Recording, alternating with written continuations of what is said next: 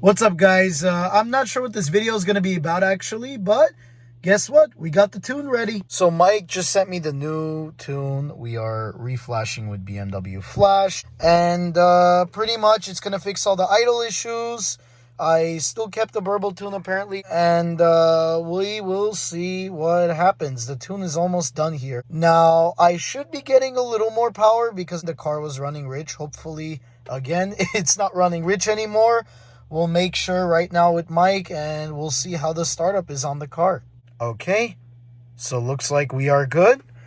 We're going to go ahead, turn the key off, take it out of the ignition. I'm going to go ahead and X this out, close the laptop. Now let's give her an old startup, yeah? There you go. No more shakiness in the idle. Look at how nice and clean that startup was.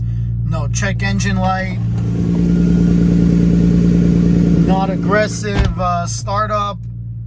Very nice. It doesn't look like or feel like I'm sounding rich anymore. We're going to go give the car a test drive right now just to make sure everything's okay. And then after that, later tonight, I'm pretty sure we're going to go to my boy Raceworks LA. He's going to help me install the rear rotors on my car. I did the fronts on my own. It was kind of a hard process, so I wasn't really able to record that, but we will be doing the rear rotors and pads as well. Guys, real quick, look at the idle. Look at how much better it is than last time. Before I used to do a little jump like whoa, whoa, whoa, and now it's just so much smoother.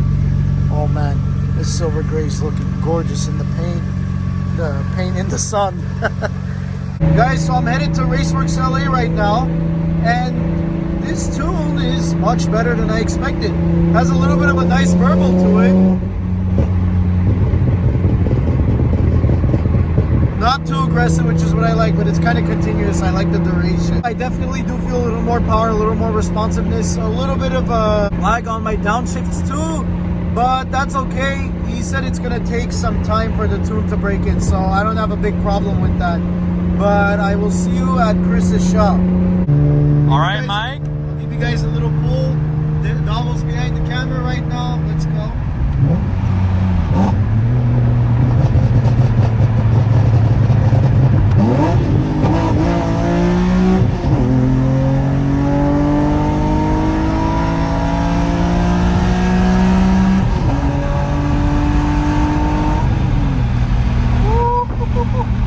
What was that, like 120 kilometers?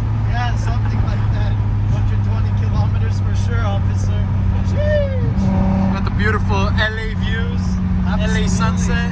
Look at that. Oh, I wow. love the saturation of the sky. Alright guys, we just made it to my boy's shop. We already had the front rotors installed. They're from R1 Concepts. Look really nice. We got something similar. The fronts are going to be grommets or the grommet. And then I got E-line for the rear because they ran out of the better grommet or gommet, whatever it's called, for the rears. And here they are. So you guys can get a quick look at it. We're going to get it installed and we'll show you how the process is done. You're going to kill me with that or what? Yeah. Oh man. I'm taking off the wheels using a 17 mil. Of course, it comes with the E46 in the toolkit if your car still has it. This guy is doing it just as fast as Luigi from Cars. There you go.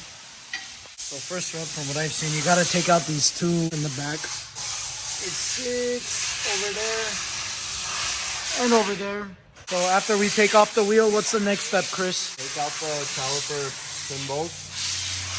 All the way in the back, like I showed you. We're using You either use a 7mm Allen key or a Torx T45.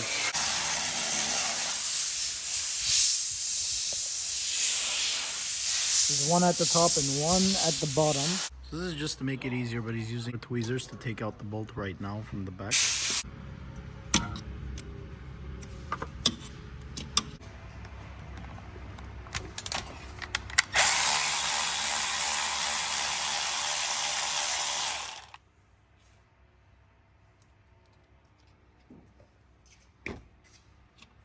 So this is really hard to get. Yeah, you kind of just gotta get it out. It's pretty hard to kind of just lean it against it. So now we're gonna compress the piston like this. So very, very, very important. Never leave the caliper hanging. Always try to put it on one of the hardwares. I mean, you can leave it hanging. Probably not good, especially if it's an old car like this. You're taking off the sensor. Try to be careful, but pretty much you just pull it up pretty easily like he was just doing.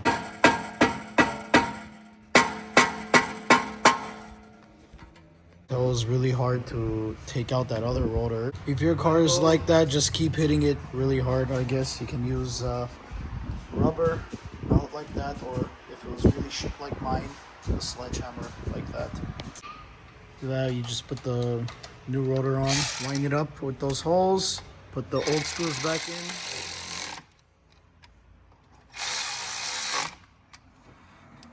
And line up the hardware with those two bolts.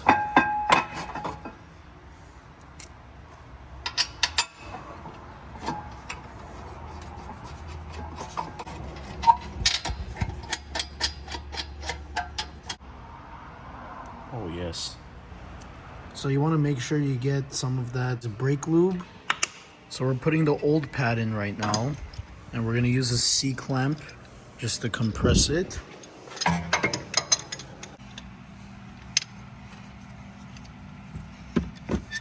Just keep twisting it until it compresses the old pad all the way in.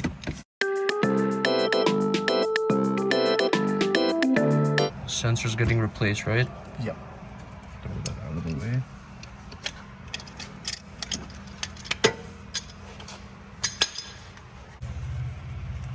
Also. So this is Loctite. Blue isn't that strong. You don't need red. Red is a little too strong. And you just put it in the back of the caliper. If your pads are worn out to the point where there's a light on the dash, you need to replace the sensor or else the light won't go away with just getting new pads.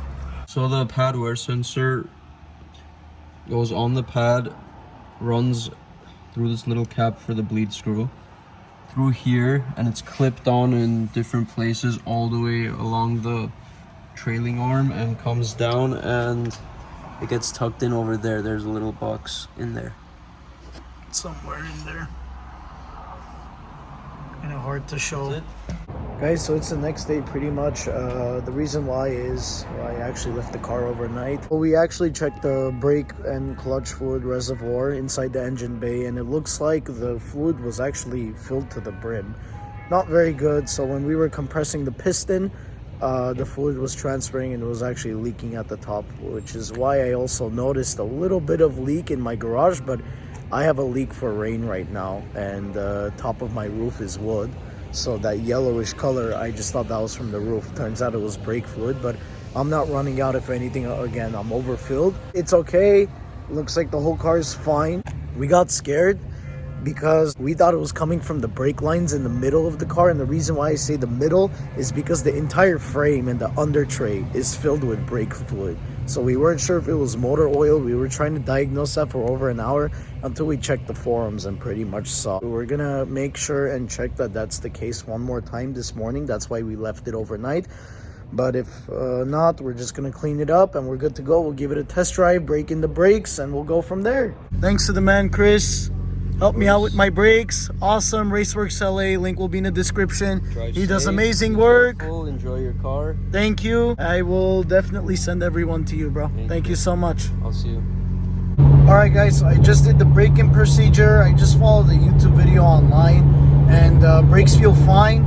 Now they usually say, you know, then you let the brakes cool off for like another 30 minutes, but I'm gonna be on the freeway cruising back home for like a good 20-25 of it, so I'm sure that'll be fine with no traffic or anything. But it's Armenian Christmas today, so I'm gonna go spend time with some family. I'm gonna end the vlog here. Thanks for watching, and I'll see you guys in the next video.